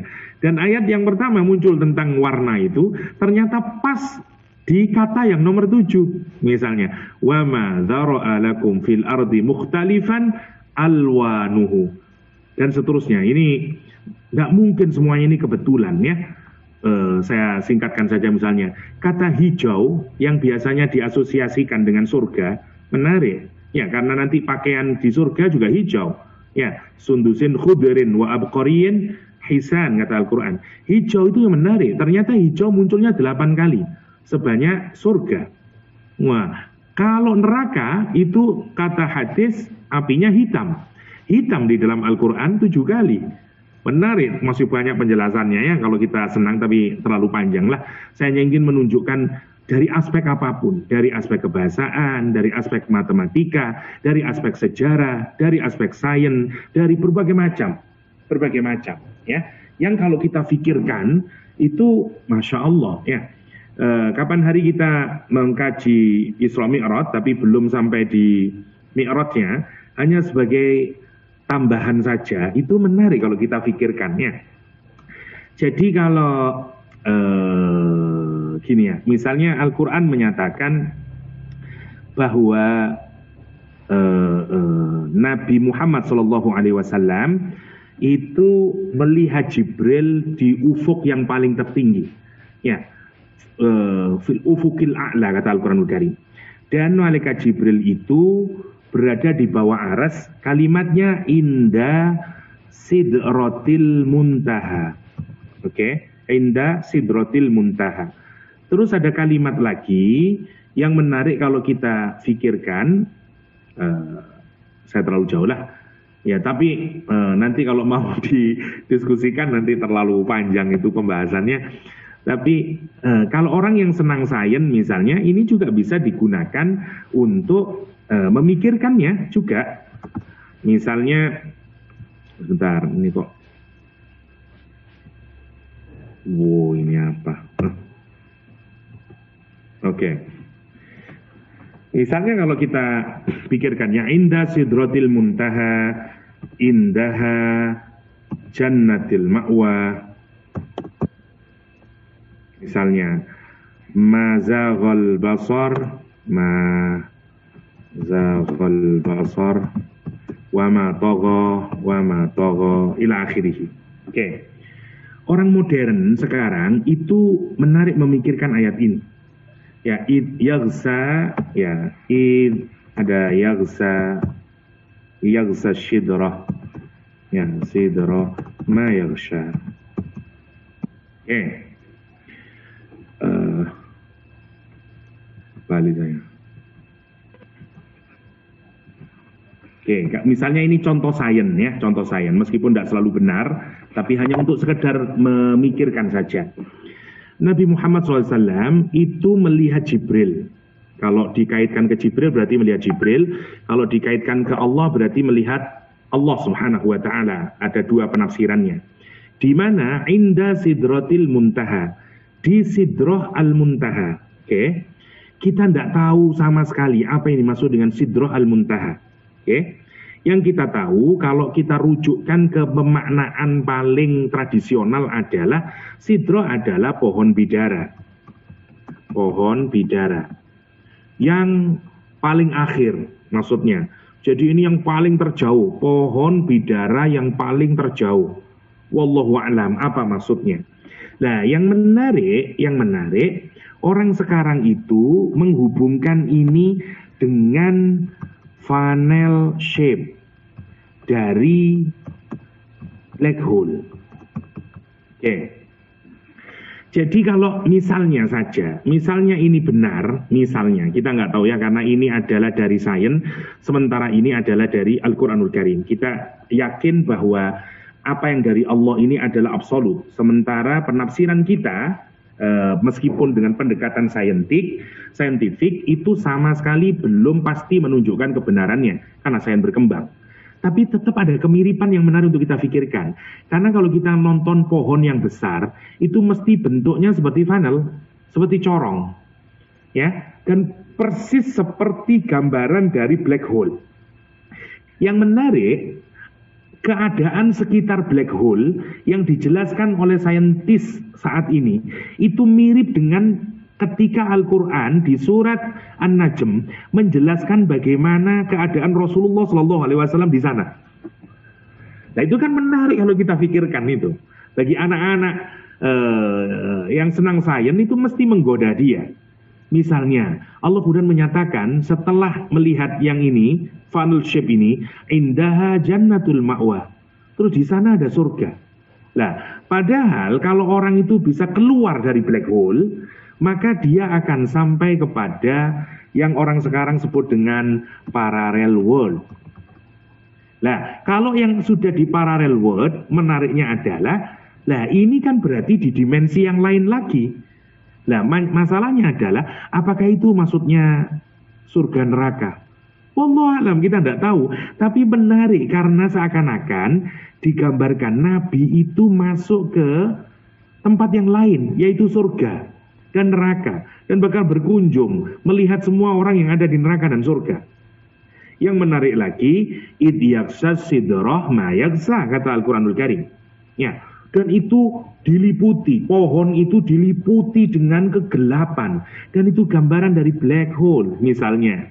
Yang mazaghal basara matogho. Nabi saat itu mazaghal basar, ya, Fuad, mohon maaf ini bukan Fuad ya, apa? Mazaghal Fuad, ya Fuad ya. Kalau saya tidak keliru, nanti dicek lagi, insya Allah. Ya nanti, jadi pandangan Nabi Muhammad SAW itu tidak dibending. Yang menarik, salah satu ciri nanti kalau ada cahaya yang mendekati black hole, mesti cahayanya nanti akan dibending. Dan itu mirip dengan karakter-karakter yang sebagaimana digambarkan secara implisit di dalam surah An-Najm. Nah, bagi orang yang sains, petunjuk-petunjuk yang kayak begini, apabila nanti makin ditekuni, itu pasti akan mengantarkan kepada apa? Wow, bayyinatin minal huda. Itu maksud saya. Jadi, carilah itu, maksud saya, dengan berbagai macam kedirian kita. Dan yakinlah bahwa tentu saja kita tidak harus sendiri kemudian dapatnya, tidak baca lah. Ya, kalau kita punya kecenderungan apa senangnya itu.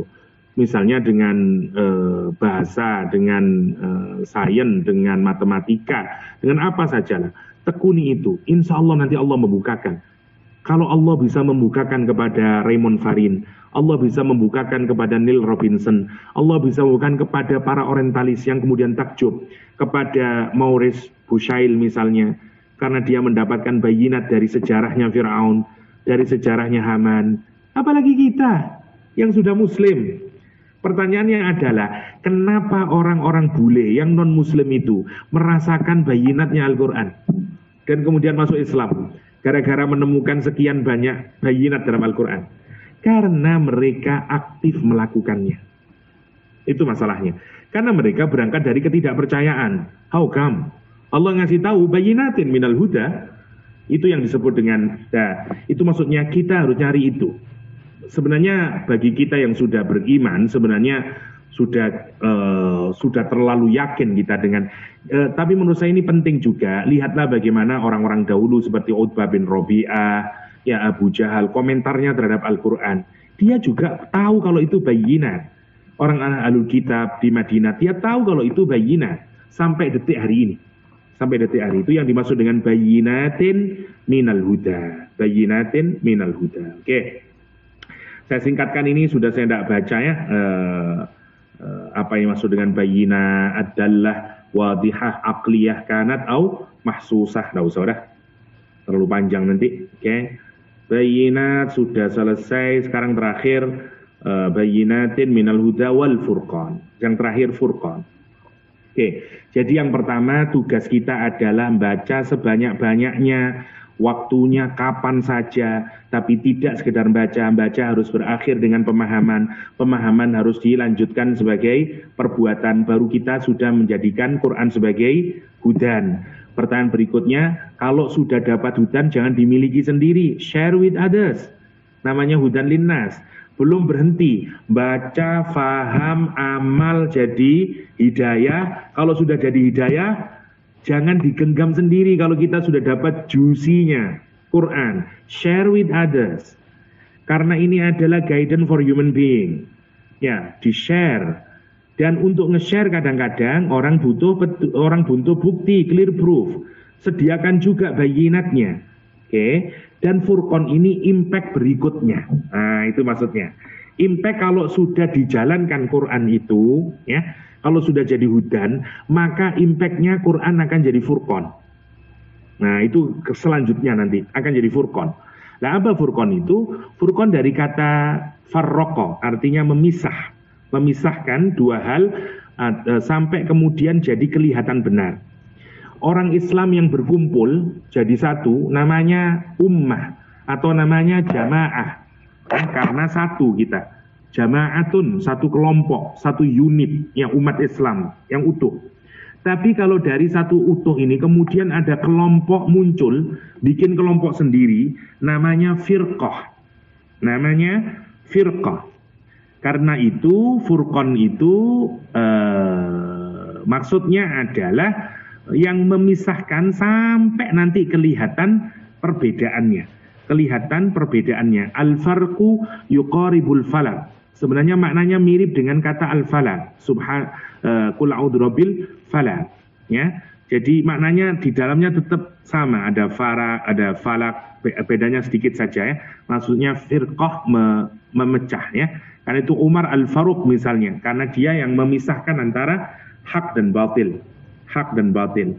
Al-Furqan ablagh minal farqu ya, dia memisahkan yang hak dan yang batil. Oke, kita singkatkan, ada kisah kayaknya ini di belakang.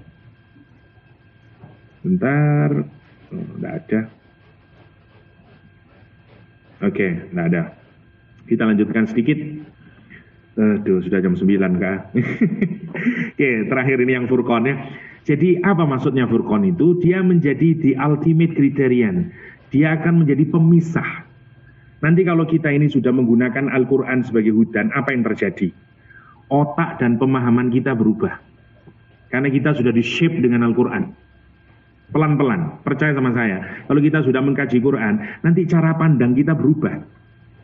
Cara kita melihat dunia, cara kita melihat kesuksesan, cara ketika kita melihat useless activities, cara kita memahami useless speech, semuanya sudah berubah.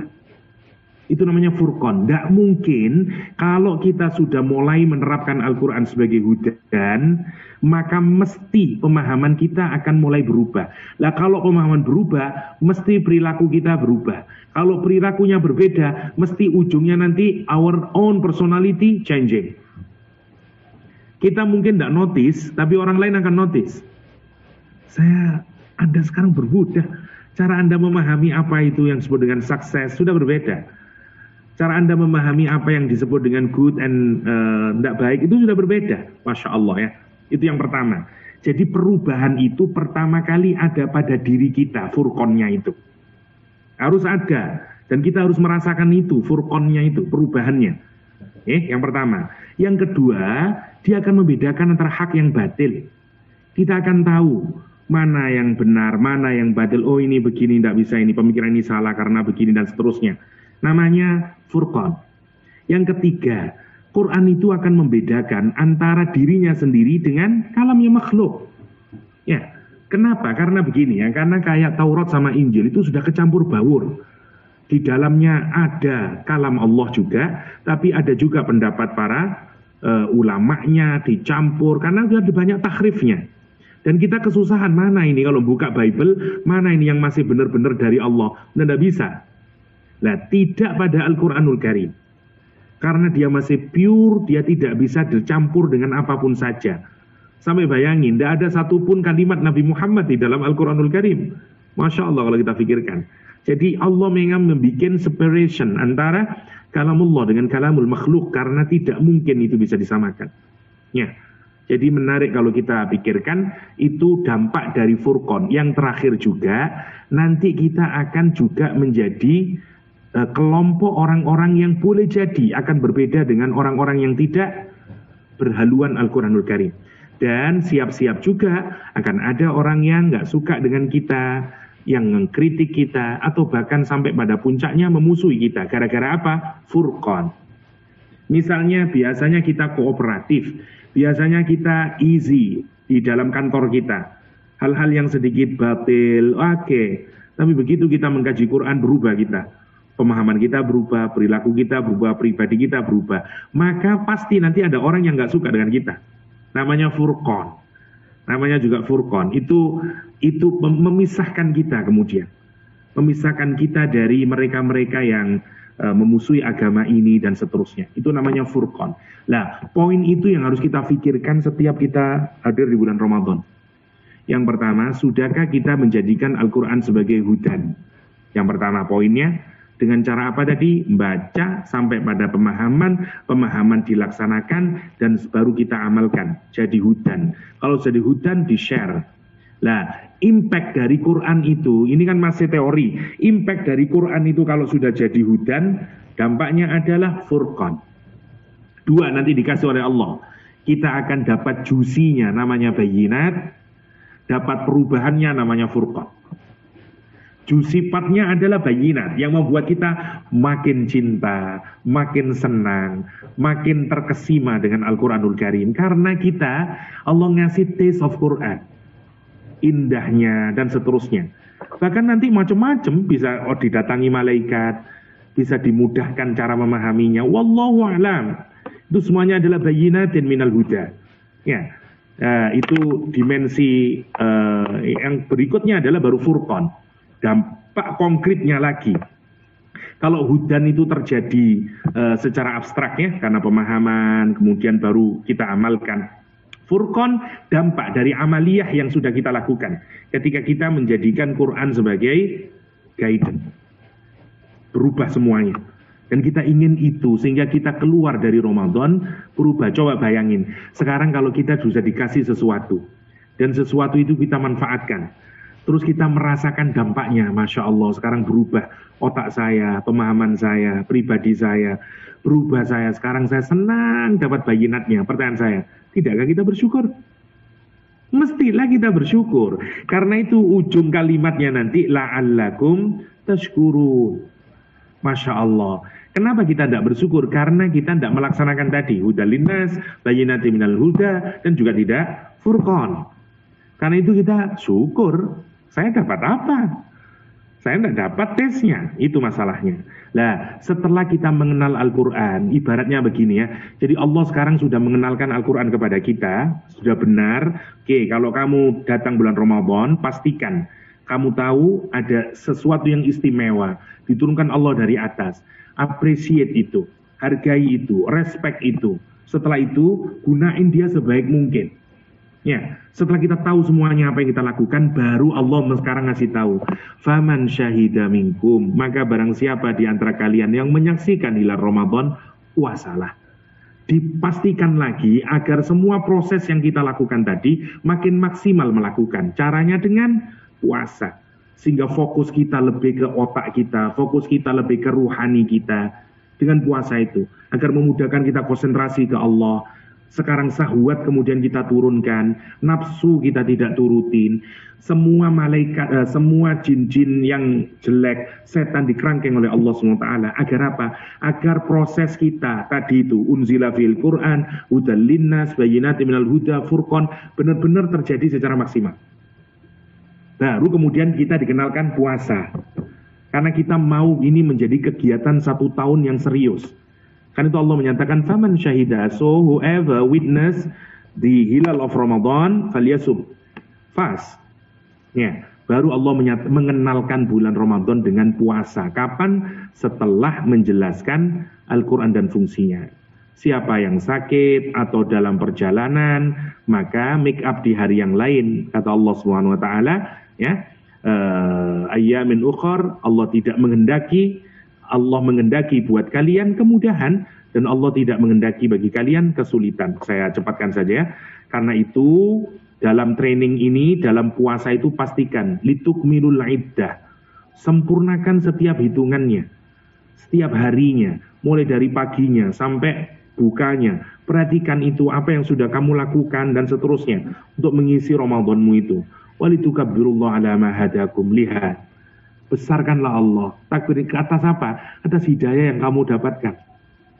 Karena setiap training itu 1 harinya, 2 harinya, 3 harinya, kita pastikan serius itu. Karena ada kalimat litukmilul iddah, sempurnakan hitungannya. Allah menggunakan kata iddah. Seperti seorang yang dicerai itu, dia pastikan boleh kamu ngapa-ngapain ya, nanti keluar rumah setelah selesai iddahnya loh. Misalnya, itu sebegitunya. Jangan sampai miss even one day. Kira-kira begitu. Nah, kalau kamu melakukan itu, pasti nanti aku kamu mencicipi apa? Hidayah. Karena itu lihat, walitukabbirullah. Kita kalau senang itu begitu. Besarkan Allah atas hidayah yang Allah berikan kepada kamu. Agar apa lagi? Alama hadakum wala'allakum tashkurun. Wala'allakum tashkurun. Terakhir ya, sebagai keinginan saja. Lihat. Nikmat Allah itu terlalu banyak. Dan nikmat terbesar Allah adalah Al-Quranul Karim. Ya, nikmatun kalau singularnya adalah nikmatun, kurang taknya ini ya. Nikmatun plural, singular. Pluralnya an'um sama ni'am. Ya. Yang menarik ketika Allah bicara Nabi Ibrahim menggunakan an'um 1-10 saja. Tapi ketika Allah ngasih nikmat buat kita, Allah menggunakan kata ni'am untuk nunjukkan sangat banyak nikmat yang diberikan oleh Allah, zahiratan wa batinatan, baik yang zahir atau yang batin. Yang batin mana? Al-Qur'anul Karim. Al-Qur'anul Karim. Karena itu mari direnungkan itu betapa nikmat yang paling besar yang diberikan oleh Allah SWT. Nabi dahulu ya menyatakan siapa yang boleh menjadi pemimpin kaum, yang ngimamin, menjadi imam, yang paling banyak bacaan Qur'annya. Ya, kalau Nabi menguburkan mayit di perang Uhud, itu dicari dulu siapa yang paling banyak hafal, yang banyak Qur'annya. Ayyuhum aktsar akhdan lil Qur'an. Siapa ini mayit yang paling banyak hafalan Qur'annya? Itu yang didahulukan untuk dikuburkan. Dan Nabi menyatakan, saya bersaksi atas mereka di yaumil qiyamah. Ana syahidun ala haula yaumal qiyamah. Masya Allah. Ya. Umar ibn Khattab itu menjadikan Nafi' bin Abdul Haris itu sebagai sebagai gubernur Mekah. Tapi kemudian Nafi' ketemu Umar di luar Mekah, di Asfan. Umar kemudian bertanya kepada Nafi', kamu kok keluar dari Mekah? Siapa yang kamu jadikan wakilmu di Mekah? Ibnu Abzah, kata dia. Loh, siapa dia? Dia orang yang hafal Al-Quran, padahal dia budak. Umar kemudian mengutip hadis Rasulullah SAW. Innallaha yarfa'u bihadal kitab aqwaman wa yadha'u bihi akharin. Sesungguhnya Allah meninggikan dengan Al-Quran sebuah kaum. Dan Allah juga merendahkan sebuah kaum karena Al-Quranul Karim. Budak bisa menggantikan Nafi' bin Abdul Haris. Gara-gara apa? Al-Quranul Karim. Nanti akan dicantakan li sahibil Quran, kepada orang yang bersahabat dengan Al-Quran. Ya, dulu di dunia dia membaca, dia memahami, dia mentadabburi, berusaha mengamalkan, menghafalkan. Nanti di akhirat dikatakan kepada dia, Iqra' bacalah, wartaki naiklah, warotil bacalah dengan tartil, sebagaimana dulu kamu membacanya di dunia dengan tartil. Karena posisimu di surga nanti berada di akhir ayat yang kamu baca di dunia. Masya Allah ya. Orang yang membaca Al-Quran dan dia hafal, dia menjaga isinya, memaknanya, dan dia juga hafal bersama siapa dia? Ma'as safaratil kiram, bersama malaikat-malaikat yang mulia. Masya Allah ya. Siapa yang tidak ingin? Nanti di hari kiamat Quran itu didatangkan ya, dan kemudian Quran itu berkata, ya Rabb hallihi, hiasi orang itu. Kemudian orang itu yang hafal Al-Quran dihiasi dia dengan apa? Dengan mahkota kemuliaan. Orang Quran masih berkata lagi, zidhu, tambahi ya Allah. Terus dikasih dia dengan pakaian kemuliaan. Masih belum selesai, Quran nanti akan bilang, ya Rabb irdi anhu, ridhoi dia ya Allah. Allah kemudian meridhoi dia. Dan baru Allah menyatakan, bacalah. Dikatakan kepada dia, bacalah, naiklah, dan Masya Allah. Dan dia akan ditambahi dengan hasanah lagi setiap ayat yang dia baca. Betapa kemuliaan didapatkan bagi orang yang berinteraksi dengan Al-Quranul Karim. Saya kira sudah 9.13, Wan.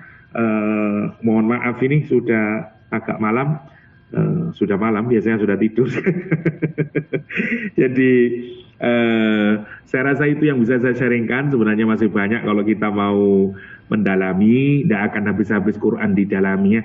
Selalu akan memberikan sesuatu yang indah, tapi poinnya adalah apa yang kita lakukan setelah kita memahami Al-Quranul Karim. Itu poin pentingnya. Saya kembali lagi kepada Wan, kalau misalnya ada yang mau bertanya 1-2 mungkin boleh, tapi kalau tidak ya kita akhiri. Okay, InsyaAllah Doktor, jazakallahu khairan katsira Doktor untuk sesi malam ni. Ada soalan di ruangan chat, saya bacakan ya. Doktor, adakah memahami Al-Quran melalui pengajian tafsir itu fardu ain atas setiap orang Islam? Oke. Ini ya, Quran itu memang dibikin mudah oleh Allah SWT. Bukan mudah, walaqad yassarnal Quran fahal mim mudzakir. Mudah dalam apa? Dalam mengingat, dalam mentadzakur. Tapi kalau memahami itu memang tidak sederhana karena dibutuhkan banyak perangkat, terutama kita yang sudah jauh dari zaman Rasulullah SAW. Karena butuh banyak perangkat, misalnya mulai dari bahasa Arab, ilmu tafsir, dan seterusnya lah. Nah, bagaimana kewajiban dari kita? Gini, kan Allah itu menciptakan manusia itu tentu saja dengan keunikannya sendiri-sendiri ya.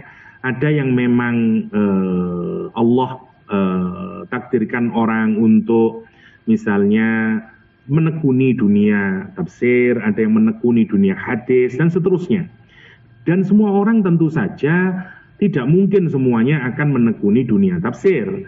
Karena siapa yang akan ngurusin komputer, siapa yang akan ngurusi sapi, misalnya, dan seterusnya. Yang wajib itu adalah kita belajar ilmu agama wajib, ya, karena thalabul ilm faridhatun.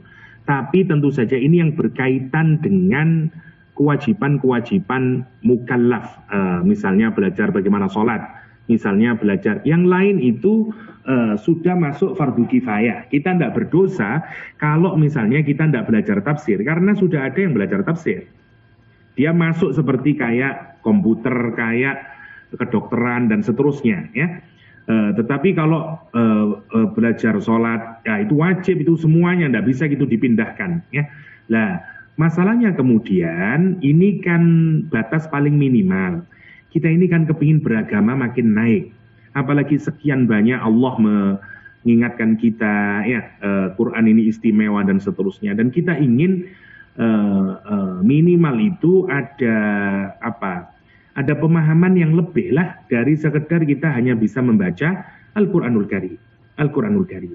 Karena itu kalau kita sungguh-sungguh, insya Allah akan Allah memudahkan. Karena pastilah nanti kita akan diberikan kemudahan waktu, kemudian akses. Tetapi tentu saja tidak perlu kita semuanya menjadi ahli tafsir.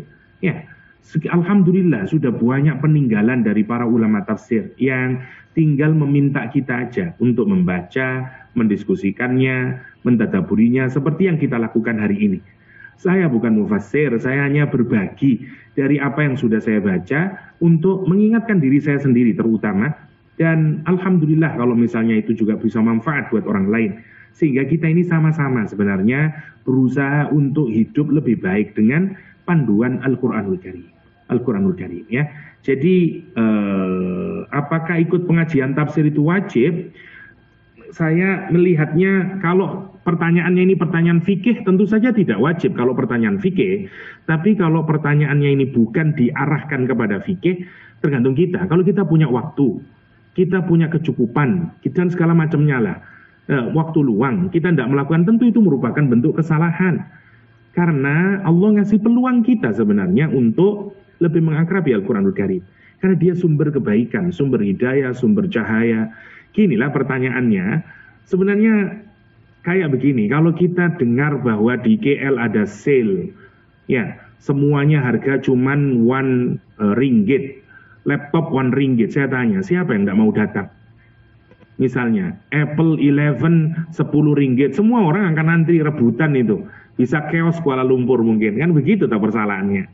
Jadi sebenarnya pertanyaannya itu adalah, kalau kita tahu nikmatnya Al-Quran, kalau kita tahu betapa pentingnya Al-Quran buat kehidupan kita, pertanyaannya bukan lagi wajib atau enggak, ini penting buat saya. This is a must for me. Ya, Allah mau perintah atau tidak perintah, secara fikih ini wajib atau tidak wajib, I need it. Sebagaimana saya membutuhkan udara. Kata para ulama bahkan butuhnya kita dengan Al-Quran itu sebenarnya jauh lebih butuh Al-Quran dibanding udara buat kehidupan kita. Nah, kalau sudah kita mikir begitu, ini kan, ini sudah bukan wajib lagi, kan begitu. Tentu saja, tapi ini jangan dipahami sebagai bacaan fikih, ya. Para ulama menyatakan gitu, butuhnya kita akan Allah, butuhnya kita akan hidayah Allah atau Al-Quranul Karim sebenarnya lebih butuh dibanding udara itu sendiri. Udara itu menghidupkan fisik kita. Tapi Al-Quran menghidupkan hati kita. Mana yang lebih penting? Ada orang yang hidup tapi hatinya mati, zombie. Tidak ada nilainya di mata Allah. Lahum qulubun la yaqiluna biha. Ya, dan dia seperti ulaika kal an'am bal hum adall. Mereka binatang ternak kata Allah. Dan lebih buruk dari itu. Nah, itu yang harus kita pikirkan. Karena itu terhadap Al-Quran, kenapa kita bertanya itu? Karena sebenarnya belum kita merasakan butuhnya kita akan Al-Quranul Karim. Sama lah kalau kita sudah tahu, kita pasti akan merasakan I need it. Mau orang bilang ini tidak penting, saya penting. Ya, sama seperti saya sekarang, semua orang bilang katakanlah apalah, kambing, musangking enak, saya takut. Karena saya punya gout. Oke, kalaupun punya, nah pun sedikit aja. Ngomongnya aja durian, dikasih banyak, nggak berani saya. Kenapa? Jalannya jadi pincang. Ya, karena saya tahu. Tapi bagi orang, enggak. Saya yang bilang itu not good for me. Kenapa? Karena ada baik buat saya. Itu menurut saya harus penting, yang harus kita kenal lebih dalam lagi. Kenalilah dengan Al-Quran Karim. Kalau kita baca hadis dan seterusnya, itu mengingatkan kita. Kata Allah SWT, kata Rasulullah SAW terakhir ya. Kata Rasulullah SAW, La tatasawwadul Quran. Jangan jadikan Al-Quran sebagai bantal gulingmu. Don't turn Quran into your pillow. Maksudnya, relax dengan Quran, santai dengan Quran. Jangan, kata Rasulullah. Kita disuruh apa? Bacalah Al-Quran. Di siangnya, di malamnya. Bacalah dengan baik. Wataghannauhu, percantik bacaannya. Watadabbaruhu, tadaburinya dia. Agar apa? Kamu mendapatkan falah, kebahagiaan, rahmatnya Allah SWT. Rasulullah SAW menyatakan. Ada hadis yang sebagian menganggap dhaif, sebagian menyatakan enggak. Ya, kata Rasulullah SAW, Quran itu hidangan dari Allah. Ya, maka ambillah semampumu. Kita ini seperti diundang ke satu pesta, di situ banyak berbagai makanan. Ya, ada nasi lemak, ada macam-macam, kebuli, ada kapsa, macam-macam, Al-Baqarah, Ali Imran dan segala macamnya. Take it, semampu kamu. Bahagialah, karena kita ada di dalam prasmanan itu. Ya, bangkit makanan yang sangat banyak itu, namanya ma'dubatullah. Jangan bawa makanan sendiri. Karena itu tidak beradab. Ya dah. Jadi misalnya, KH mengundang saya di pernikahan. Wah, banyak makanannya, namanya pernikahan. Saya bawa sendiri nasi lemak. Ya tentu saya, come on Ustaz Yahya, you tidak menghargai masakan saya. Saya sudah bikin sekian banyak makanan. Itu orang yang datang ke Quran, tapi masih membawa cara berpikirnya sendiri, nyalahin Al-Quranul Karim. Itu tidak punya adab kepada Allah Subhanahu Wa Taala. Innal Quran ma'dubatullah. Quran itu hidangan, ya, food buat hati kita, buat ruhani kita, buat seluruh diri kita. Take it, ya, semampu kita.